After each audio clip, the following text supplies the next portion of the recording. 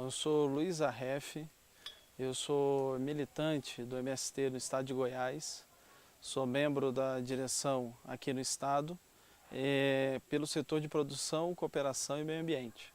Sou também estudante do programa de pós-graduação do Instituto de Estudos Socioambientais da UFG, no doutorado em Geografia Agrária. Então, nós estamos aqui trabalhando com a turma sobre a questão agrária no Brasil. Nós estamos dialogando justamente que a partir da década de 80, com o surgimento dos movimentos, o ressurgimento dos movimentos sociais, movimentos populares de luta pela terra, passou-se a se produzir uma questão agrária a partir dos sujeitos da luta. A questão agrária, ela estuda todo o processo de uso, posse, propriedade da terra, desde o tempo em que os povos originários estavam aqui no Brasil, mas ela foi fundamentalmente lida por grandes intelectuais, por grandes pensadores brasileiros comprometidos com a transformação do país. Mas é a partir da década de 80, principalmente, com a CPT, com o MST, em que os próprios sujeitos passam também não só a estudar, mas a produzir esse conhecimento sobre a questão agrária. E é nesse entendimento que nós temos feito o esforço de compreender quais são os desafios atuais da questão agrária brasileira. Nós temos a convicção teórica, mas também empírica, de que a questão agrária é uma questão estrutural do nosso país. E se ela não for resolvida, a democracia brasileira e um projeto de país é impossível ir para frente. Por quê? Bom, nós tivemos um processo ainda temos, mas nós tivemos um processo de concentração fundiária que foi combatido e foi enfrentado pelos movimentos populares até 1964, principalmente tendo aí como principal sujeito as ligas camponesas, mas antes uma série de levantes populares. E esse processo ele foi bloqueado, ele foi cortado pela implementação da ditadura militar. Inclusive nós temos clareza que uma parte da violência da ditadura militar é reflexo justamente dessa perspectiva de construção dos camponeses.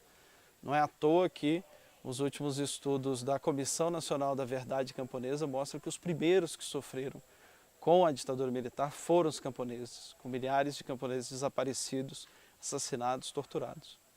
Com a implementação da ditadura, se colocou para o país um processo que a gente chama de modernização conservadora, que é a manutenção do latifúndio e, junto com a manutenção do latifúndio, a inserção de um programa, de um projeto capitalista chamado Revolução Verde, que é baseado nos agrotóxicos, nas sementes modificadas, híbridas, no maquinário pesado, em assistência técnica que não constrói um conhecimento popular. Essa Revolução Verde, essa manutenção do latifúndio, custou bilhões e bilhões ao Estado brasileiro durante a década de 70 e parte da década de 80. Como eram parasitas, os latifundiários historicamente são parasitas, quando o Brasil entra num processo de crise, segunda metade da década de 80 e ao longo de toda a década de 90, o latifúndio também entra em crise, porque não é interesse do latifúndio produzir comida, nunca foi.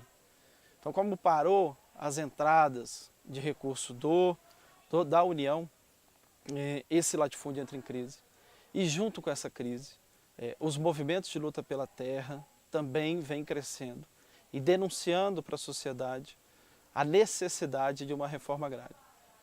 Então nós chegamos na década de 90 com muita luta, com muito sangue derramado, com vários massacres, mas nós chegamos na década de 90 ao entendimento da sociedade, havia a ampla maioria da sociedade brasileira, inclusive a sociedade como um todo que estava na cidade, defendendo a reforma agrária como um projeto de modernização do campo brasileiro, uma modernização democrática.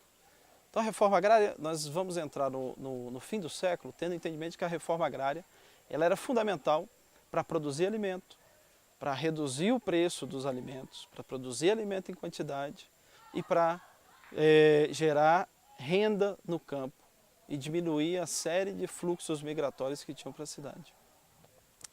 O que acontece é que ao longo dos anos 2000, finalzinho da década de 90, início dos anos 2000, há uma reorganização, e aí tem a ver com o capitalismo internacional, há uma reorganização dos interesses do capital com a agricultura. E aquela estrutura que era baseada fundamentalmente no latifúndio, ela passa agora a ser um casamento entre o capital financeiro internacional, as grandes empresas transnacionais e o latifúndio. Então é uma nova etapa de uma investida do capitalismo sobre a agricultura, não só no Brasil, mas fundamentalmente no Brasil, e que vai criar, com a legitimidade do Estado e com o amplo apoio da mídia, o que nós conhecemos hoje como agronegócio. E o agronegócio, apesar de não produzir alimento, apesar de destruir o nosso meio ambiente, apesar de envenenar os povos e a natureza, ele se propagandeou, então ele tem uma batalha ideológica muito forte, como o produtor de mercadorias da agricultura brasileira. E ele vai conseguir reverter, então, o que era o latifúndio atrasado, o latifúndio produtivo, que ainda existe, milhões de hectares de latifúndio produtivo, mas ele vai conseguir transformar isso simbolicamente no moderno novamente. Nós vamos chegar no segundo governo Fernando Henrique Cardoso, e mesmo nos governos do PT, o primeiro e segundo governo Lula e o primeiro governo Dilma, no entendimento de que reforma agrária ela é para resolver conflitos sociais em alguns pontos do país. Então, na realidade, não é uma reforma agrária. É uma política de assentamento, de resolução de alguns conflitos, e que o problema agrário brasileiro estaria resolvido com o agronegócio. O agronegócio daria conta de dinamizar, de transformar em produtivos os grandes latifúndios. Não seria necessário, então, nessa ideia, realizar a reforma agrária para transformar a terra em uma terra de trabalho, uma terra de produção de bens, de alimentos, né? Então nós vamos chegar nesse impasse até os dias atuais. Então é nesse momento, a partir de 2005, 2006, fundamentalmente, que os vários movimentos sindicais, movimentos populares, e nós especificamente, o MST, vamos começar a questionar qual é o real sentido da reforma agrária nesse novo contexto. Então, se a reforma agrária, no primeiro momento, no seu momento histórico, ela cumpriu o papel de produzir alimento barato, de consumir mercadorias internas, porque um campesinato com sua terra consome bastante mercadorias para produzir, e de diminuir o fluxo do campo para a cidade, se a reforma agrária fazia sentido nesse primeiro momento, e aconteceu em vários países capitalistas, nesse momento que nós estamos, ela precisa ser reconcebida. Ela tem uma nova dimensão. Então é nesse sentido que nós vamos chamar essa primeira reforma, essa primeira perspectiva da reforma agrária em uma reforma agrária clássica. Então, a reforma agrária com suas várias vias que aconteceu nos distintos países do capitalismo central, né, principalmente Europa, Estados Unidos, mas também em parte da Ásia, no Japão. Essa é uma reforma agrária que não tem mais a sua força, o seu potencial no momento que nós estamos agora. E que é necessário reconstruir a reforma agrária a partir de uma perspectiva popular. E o que é essa reforma agrária, então, que nós estamos chamando de reforma agrária popular e que também tem suas dimensões, suas articulações com o campesinato de maneira geral, num projeto popular para a sociedade brasileira, principalmente a partir do campo. Ela está fundamentalmente pautada em 3 elementos. Primeiro, a luta. Nós não temos como continuar com nenhum projeto, nenhuma perspectiva de desenvolvimento do campo se não tiver luta. Seja a luta de ocupação aos latifúndios improdutivos, seja a luta de denúncia ao agronegócio que, apesar de economicamente parecer produtivo, causa imensos danos sociais, ambientais e de saúde à nossa sociedade. O segundo pilar é a soberania alimentar. Então, Então nós temos entendido que a alimentação como um ato político, ela deve ser definida pelos povos. Não é só pelo campesinato, é pela classe trabalhadora que também está na cidade. Então, o que nós queremos comer? Como nós vamos produzir esse alimento? Aonde nós vamos produzir esse alimento? Como esse alimento vai conectar de novo o campo e cidade? Isso é o que nós temos discutido como soberania alimentar. Então, o domínio dos povos sobre a sua alimentação, que hoje está completamente controlado, de um lado pelo agronegócio, de outro lado pelas grandes transnacionais de circulação da mercadoria e de venda da mercadoria, como os supermercados, hipermercados, etc. E o terceiro pilar é a agroecologia. Então, para a gente produzir alimento, para a gente conseguir produzir alimento saudável, mas numa nova perspectiva de interação com a natureza e de saúde para o povo do campo e para a classe trabalhadora, nós precisamos partir de uma nova matriz científica, técnica, que é a agroecologia. Então nós temos entendido esses elementos, esses três elementos, como a base da reforma agrária popular. Então é nesse sentido que se insere a nossa perspectiva, que tem acontecido em vários espaços em nível nacional, e aqui é um desses espaços, do diálogo com a juventude.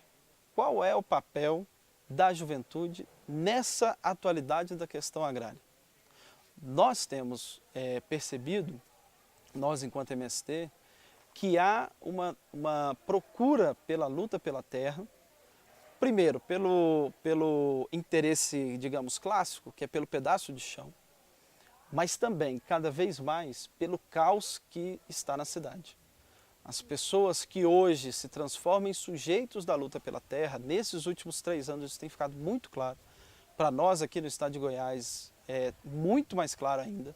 A nossa base social hoje, ela é uma base que está atrás do seu pedacinho de terra, mas ela está atrás de uma nova perspectiva de vida, de um novo projeto de vida, onde possa ter uma sociabilidade, onde as pessoas possam ter novas relações sociais. Porque ninguém aguenta mais ser classe trabalhadora na cidade, que é você morar numa periferia sem nenhuma infraestrutura, você não ter controle sobre a sua alimentação, você sofrer com o tráfico, sofrer com a violência, você ter todo o tecido social destruído, você ter que andar horas e horas em ônibus, em transporte público de péssima qualidade. Então isso também tem levado as pessoas a procurar a luta pela terra. Então isso é a materialidade da reforma agrária popular. A reforma agrária popular, nós temos entendido ela como não mais terra para quem nela trabalha. Também é para quem nela trabalha, para os trabalhadores rurais sem terra, mas é terra para quem nela quer trabalhar. E nesse sentido, a juventude tem um papel fundamental, porque o que o capital quer para a juventude é expulsá-la do campo.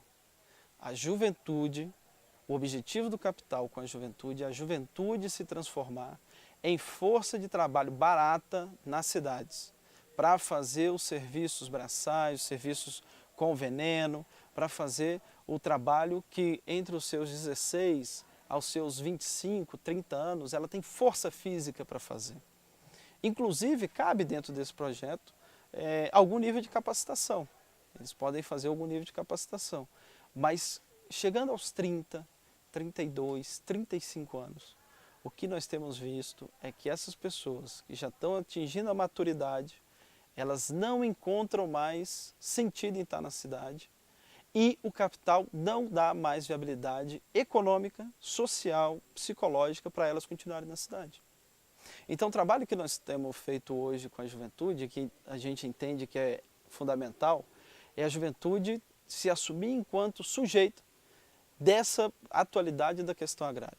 Não seguir os trilhos, os caminhos que o capital está mostrando, que é esse caminho da utilização até extinguir quase a sua força enquanto força de trabalho, mas sim enquanto sujeito de transformação. Sujeito de transformação, seja nas suas comunidades, nos seus assentamentos, que estão sofrendo muito com a saída, com a expulsão da juventude do campo. Então uma série de atividades, inclusive da própria agroecologia, depende da juventude para ter viabilidade. não no trabalho penoso, etc., mas porque depende disso, mas também como transformadora dos ambientes que estão controlados hoje pelo agronegócio. A juventude nossa, ela tem uma série de conhecimentos, de potenciais para transformar essa realidade. Não vamos nos esquecer que hoje os maiores movimentos sociais que nós temos foram construídos por jovens. Eram jovens de 20, 18, 27, 26 anos, que na década de 80 não aguentaram, não suportaram o latifúndio, não suportaram a expropriação, a jagunçagem, e se organizaram e transformaram e construíram a série de movimentos sociais, fundamentalmente o MST, que nós temos hoje. Então, para vocês, meninos, meninas que estão se formando, o papel de vocês, enquanto construção de um sujeito coletivo, é fundamental. Nós estamos num período de golpe, nós estamos num período que não é só no Brasil, há uma onda extremamente forte da direita, uma onda conservadora em nível mundial. E é a juventude que historicamente foi a portadora do projeto de transformação da sociedade. É a juventude com seu vigor, com a sua capacidade, com seu anseio de transformar, com a sua inconformação com o que está estabelecido, que historicamente rompeu essas ondas conservadoras que em outros momentos apareceram. Então vocês, mais do que inclusive jovens de momentos anteriores, recentes, vocês estão numa esquina da história. Não fujam desse momento, que é uma esquina determinante. Nós podemos sair, eu tenho convicção de que nós vamos sair, vitoriosos desse período, com a perspectiva de construção de uma sociedade onde tenha igualdade, onde a gente construa os nossos sonhos, eles sejam, enquanto horizontes, sejam reais, sejam possíveis, uma sociedade baseada na produção agroecológica, baseada na soberania alimentar, uma sociedade, enfim, socialista. É isso.